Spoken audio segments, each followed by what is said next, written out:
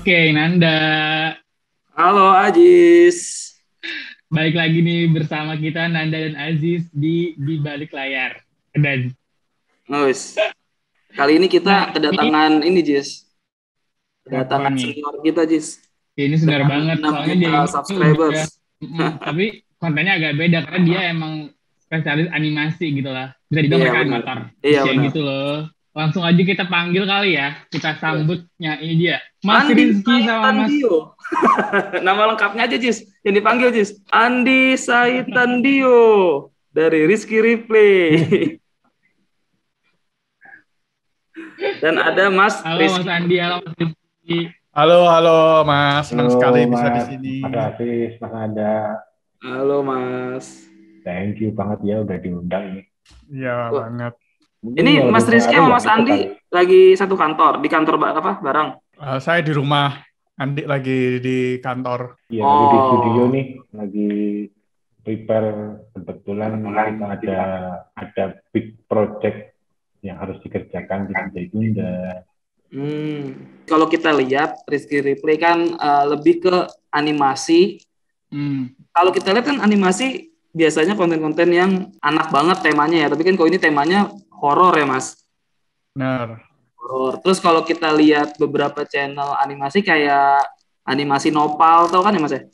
Ya, teman kita Ah, tuh. karakter. Tapi kan beda sama Nusa. Kalau Nusa kan terlalu serius banget garapannya gitu kan. Kalau ini kan kayak animasi Nopal sama siapa sih namanya satu lagi animasi Dalang Pelo. Siapa? Dalang Pelo, benar-benar. Nah, kira-kira apa yang ngebedain nih Rizky Replay, Dalang Pelo sama animasi Nopal nih, Mas?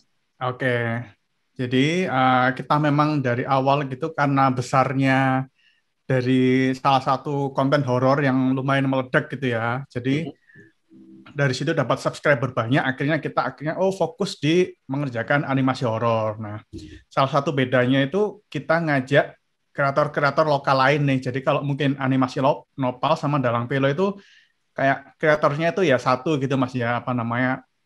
Siapa tuh Nopal ya? Nopal, Ya. Dalang Pelo itu siapa namanya, Di? Nuralif Ramadan.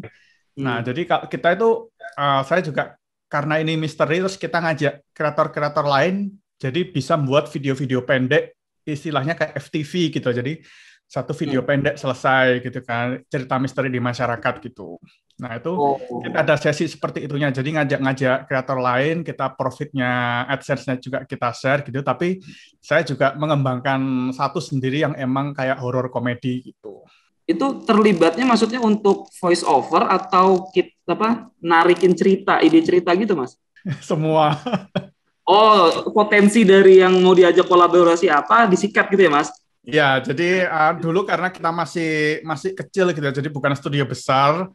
Jadi kita ngajaknya itu kayak, oh ini satu ini, jadi dia bisa membuat cerita full sampai selesai gitu kan, sekaligus audionya, ininya. Jadi ya kita ajak, ayo kamu mau buat pokoknya seri misteri gitu satu, katakanlah di sini ada cerita misteri di Surabaya apa, kamu kembangkan jadi satu cerita, nanti terus selanjutnya buat cerita di Jakarta, lain-lain gitu. Jadi bisa lepas dan kita bisa ngajak berbagai ini sih, jadi ada beberapa animator gitu. Jadi konsepnya mungkin gini, kalau kita ngomong kita menyediakan wadah platform di kita ini untuk animator-animator, kreator-kreator yang mungkin kalau mau bikin film gitu kan, mungkin kan juga prosesnya kan panjang kan.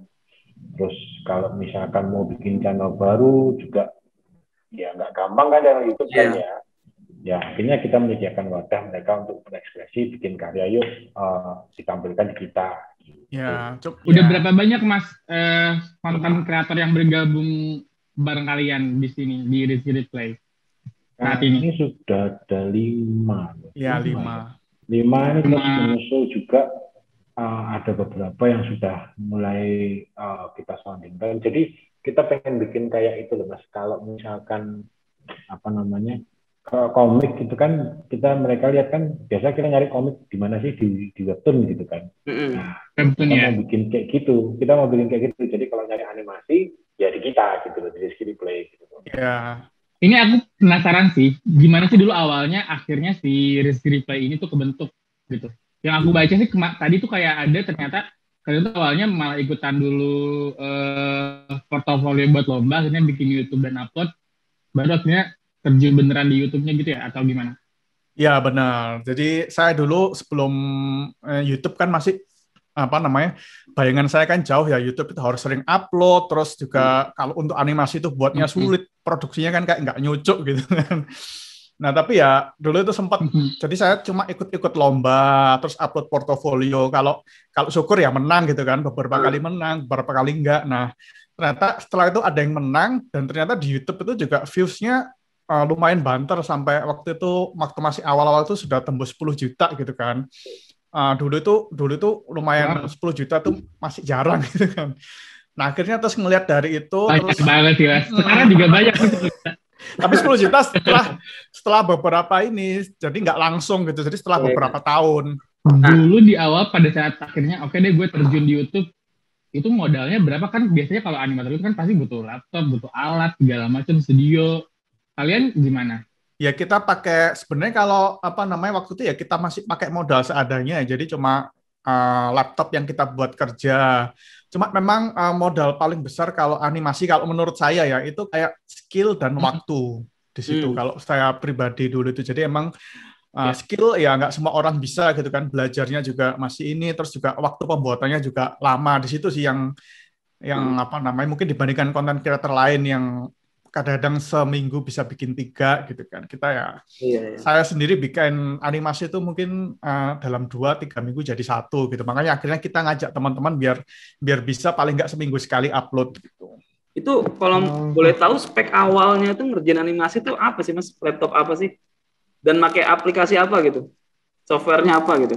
Saya sih sebenarnya sampai sekarang tuh masih pakai gambarnya di Photoshop, terus kalau animasinya pakai After Effects.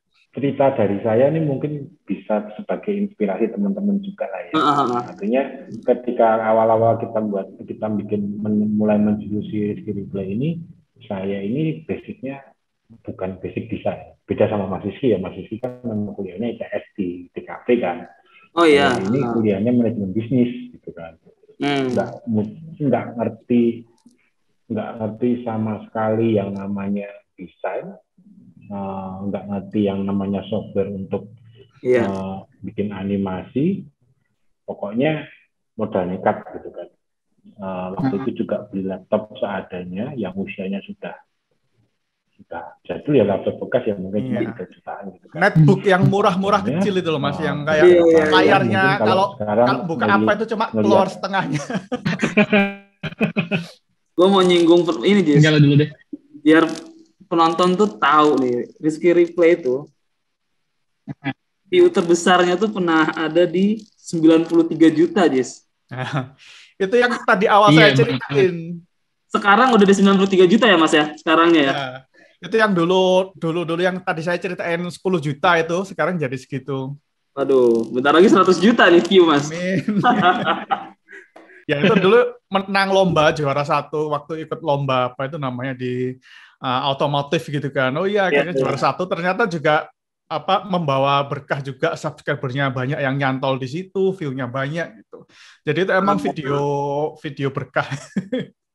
Tapi kalau misalnya kita nih Mas, kalau kita kan entertainment, kadang kalau ngikutin pasar tuh ngikutin kayak trennya lagi bahas apa sih artis, atau kita ngikutin artis siapa jadi bintang tamu. Nah, kalau dari Rizky Replay kira-kira memanfaatkan momentum apa yang lagi trending nggak sih? Maksudnya buat jadi tema kah atau jadi judul kah? Nah, kita tuh pengen sebenarnya pengen seperti itu. Cuma kadang-kadang kendala di kita itu karena kadang-kadang tren itu cepet banget kan. Ya, benar. Kadang-kadang setelah 2 minggu itu hype-nya turun. Jadi kita kadang-kadang setelah bikin gitu ya hype-nya turun gitu. Jadi ya kita nyoba apa namanya ya, kadang-kadang ada yang beberapa berhasil, katakanlah musik waktu itu boomingnya apa itu namanya Blackpink gitu kan, akhirnya kita agak telat gitu tapi masih bisa ini. Cuma kita kalau tren-tren yang kira-kira setelah ini sebenarnya cuma sebentar aja, jadi kita nggak bisa ngikutin gitu. Kalian emang lebih banyak ngambil cerita-cerita horor yang Indonesia banget gitu, yang tadi memang relate gitu sama kita, kayak tadi yang mobil ngepet, terus ada pesugihan, terus ada tuyul, yang gitu-gitu loh. Biasanya kalian inspirasinya dari mana sih? Kayak apakah ada orang yang cerita juga atau kalian mengalami sendiri? Itu apa namanya? Ada sih dari pengalaman pribadi. Ada yang dari pengalaman pribadi, ada yang dari cerita-cerita kayak misalkan cerita asal daerah mana gitu ya kita angkat. Kayak misalkan kemarin kita bikin hantu leak gitu asal Bali. Nah itu juga cerita-cerita rakyat itu juga bisa kita angkat sih, kayak misalkan ya tadi itu kayak Lea, terus bisa juga dari apa yang tadi mungkin Mas Nanda bilang yang dari baru tren nih, baru hype nih, kita bikin tentang kemarin bikin Lampor, yang keranda terbang itu, lalu ada kemarin baru rame itu apa KKN Desa Penari, ya kita juga ikutan nyoba. Ini kalau boleh tahu nih ya, ini kan kalau penonton animasi kan biasanya marketnya anak-anak. Tapi kan kalau dilihat dari temanya horor. Sebenarnya kalau dari marketnya itu usia berapa sih Mas? Rizky Replay ini Mas? Remaja. Malah remaja ya? 13 plus ya?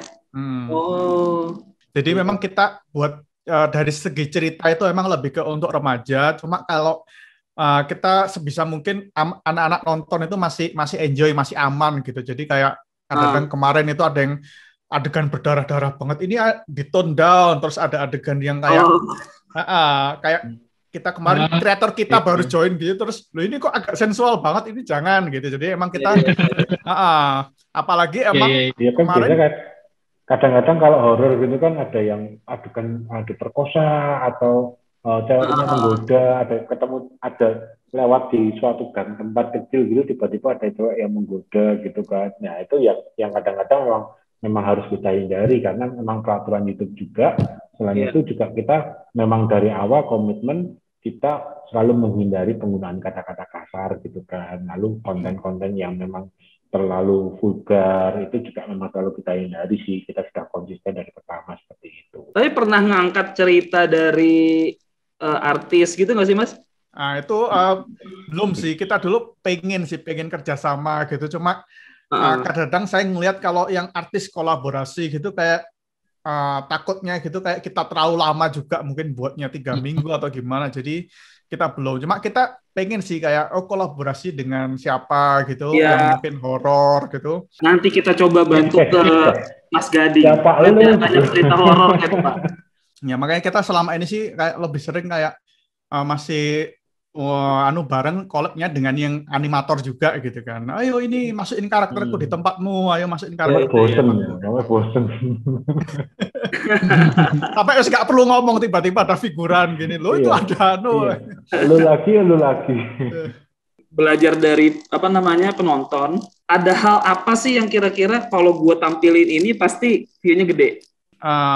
Kalau aku sendiri sih kadang-kadang sudah mikir dari awal mau buat ini thumbnails-nya kayak gimana, awalnya kayak gimana, jadi sudah teranu dari ini gitu loh. Kalau aku sendiri yang buat ya, nah kadang-kadang teman-teman kreator lain yang buat kan, aku buat dulu nanti pikirin judul sama thumbnails-nya terakhir gitu. Nah kalau saya sih emang kayak sudah dari awal gitu coba bikin dari ini, jadi sudah.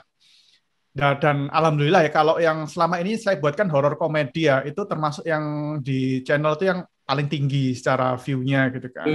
Jadi mungkin itu salah satu cara saya juga biar views-nya itu meningkat terus gitu.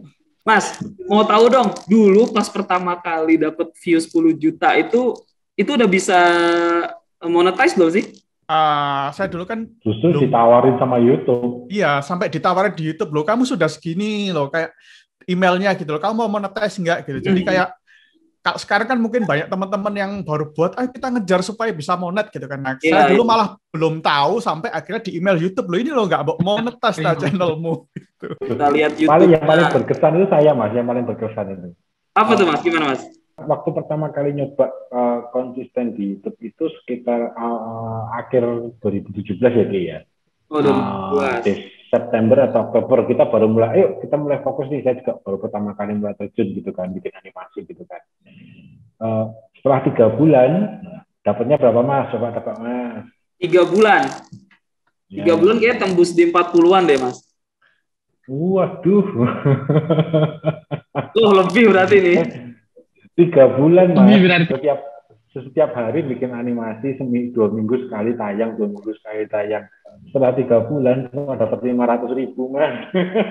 Masa sih Mas? Ya perjuangan. Oh iya. Ya itu kan masih awal-awal banget terus. Awal-awal Mas. Awal-awal jadi bukan awal-awal monetize maksudnya. Iya awal-awal monetize, cuma kita monetize ya masih 50.000 subscriber ya. Iya 50.000 subscriber. Ya. Terus kita juga buatnya juga nggak bisa sering karena animasi, dan waktu itu dia juga Andi ini buatnya kayak sekitar 3 menit, 4 menit gitu dia. Baru nyoba. Itu tapi 500.000 sekarang udah berapa ratus kali lipat kali sekarang ya Mas? Oh Jis, senyumannya Jis. Setengah Cuma kadang-kadang kalau gitu kan 3 bulan cuma dapat 50.000 kan, kadang-kadang juga orang terus langsung kecewa karena dapat ini gitu kan. Nah itu yang memang kadang-kadang anak-anak zaman sekarang bikin channel YouTube tuh langsung berharap langsung benar-benarnya bombastis gitu loh Mas. Ya padahal realitanya kan nggak seperti itu. Kalau kita mulai sesuatu yang baru bisa dapat 500.000 aja mungkin sudah syukur-syukur gitu loh Mas. Berarti sekarang udah bisa kayak nerima-nerima anak magang di sana gitu ya Mas? Ya kita barusan rencananya seperti itu Mas tahun ini. Karena karyawan tetap ini sekarang ada. Wah keren dari iseng-iseng ya. Studio sendirinya juga udah ada berarti. Ya sudah ada studio sendiri ya. Mas pernah ada ini nggak sih rencana mau bikin kayak series atau udah? Misalnya kayak episode 1, 2, 3, 4 itu selesai. Kalau ini kan, kalau yang aku lihat deket-deket ini kan per judul ya. Sih mini series 1, 2, 3 pendek gitu, sering pendek. Tapi yang nggak banyak sih memang. Ya. Soalnya kalau aku sendiri ya, kalau bikin series itu kayak apa namanya, emang harus dipikirin matang-matang kayak satu seri nanti akan kemana gitu kan, perkembangannya gimana. Nah emang pengen juga bikin seperti itu, cuma yang sekarang sementara ini masih banyak tetek bengek, kita buat yang pendek-pendek dulu gitu. Kemarin juga saya lihat udah ada brand masuk ya Mas ya, built-in ya. Ya alhamdulillah. Yang itu Jis, aplikasi ngebaca nomor telepon Jis. Wah itu gokil sih treatmentnya dipisah dari alur. keren. Paling terakhir sih pertanyaan, kan ini animator Indonesia makin insya Allah banyak lah ya, biar Indonesia tuh animatornya juga makin dikenal gitu kayak di luar, kayak orang-orang luar negeri. Harapan buat animator muda apa Mas dari kalian berdua?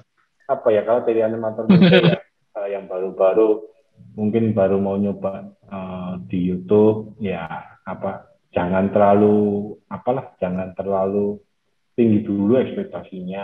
Artinya semua pasti akan ada jalannya gitu kan. Tapi yakinlah bahwasanya